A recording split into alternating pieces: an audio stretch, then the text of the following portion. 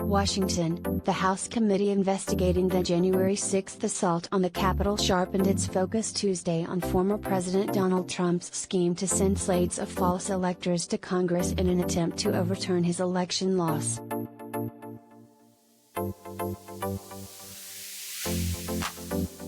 New subpoenas went out to 6 new witnesses, including 2 Trump campaign aides, state legislators and Republican Party officials from 3 of the states involved in the plan.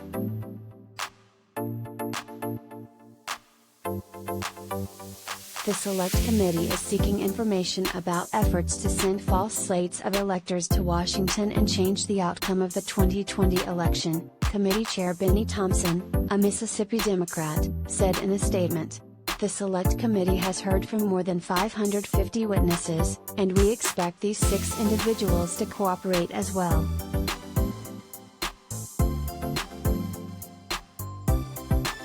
Among the 6 are 2 new celebrities among Trump followers, Mark Finchem, an Arizona state lawmaker who is running to be the top elections official there, and Doug Mastriano, a Pennsylvania legislator who led the efforts to overturn Democrat Joe Biden's victory in that state.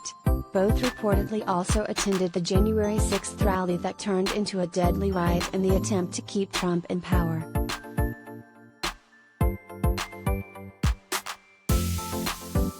Also subpoenaed, Kelly Ward, the chair of the Arizona Republican Party who was among the 11 fake Trump electors there, Laura Cox, the former chair of the Michigan Republican Party, who reportedly witnessed Trump lawyer Rudy Giuliani pressure legislators to overturn Biden's win in that state, and Michael Roman and Gary Michael Brown, 2 Trump campaign officials involved in promoting the fake elector plan.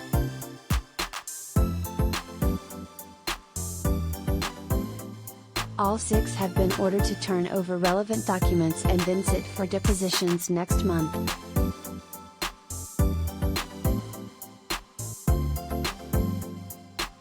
The January 6 committee had previously subpoenaed 2 of the fake electors from each of the 7 states where the Trump White House and Trump campaign had pushed the scheme.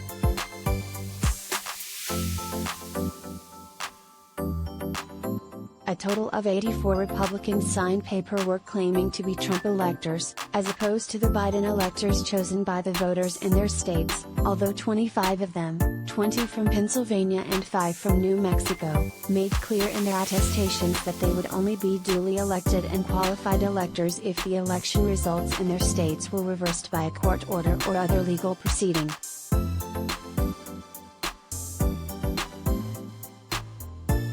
The verbiage included in Pennsylvania's document was enough for the state attorney general to conclude that they had not done anything illegal, even if it was misleading.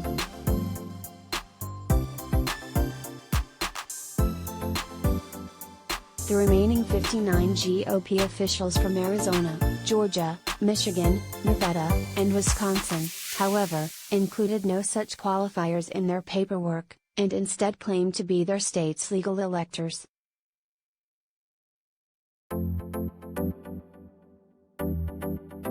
Among those 59 are 6 Republican National Committee members, including Ward in Arizona, a fact that led the RNC to approve a resolution condemning Reps. Liz Cheney, Republican Wyoming, and Adam Kinzinger, RL, the 2 Republicans on the January 6 committee, and accusing the committee of going after Trump supporters for participating in legitimate political discourse.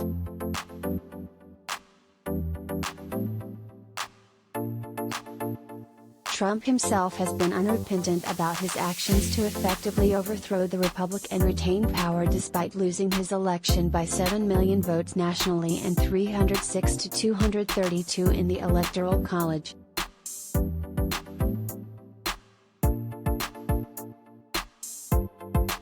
In a speech last month in Texas, Trump advocated for unrest across the country if prosecutors went after him. If these radical, vicious, racist prosecutors do anything wrong or illegal, I hope we are going to have in this country the biggest protests we have ever had in Washington, D.C., in New York, in Atlanta and elsewhere because our country and our elections are corrupt, he said.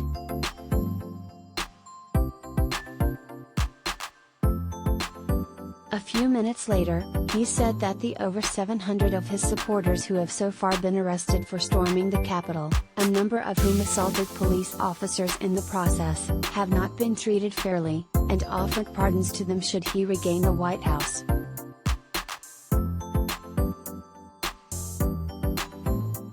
The following day, Trump claimed in a statement that former Vice President Mike Pence could have overturned the election for him and let him remain in office.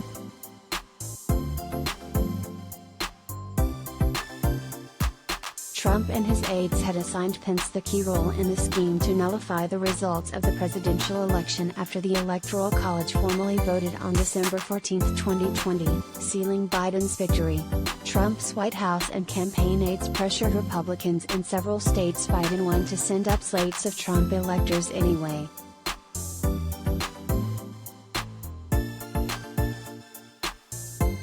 According to Trump, Pence could have cited these competing slates of electors to ignore the electoral votes from those states entirely, and then, with Trump holding a lead in the remaining states, ruled him the winner.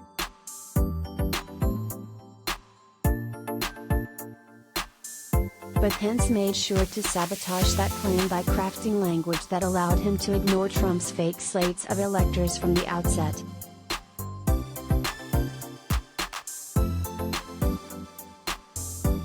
Trump became the first president in more than 2 centuries of elections to refuse to hand over power peacefully. 5 people died in connection to the Capitol riot, 4 police officers died by suicide in the weeks and months following the assault, and another 140 officers were injured.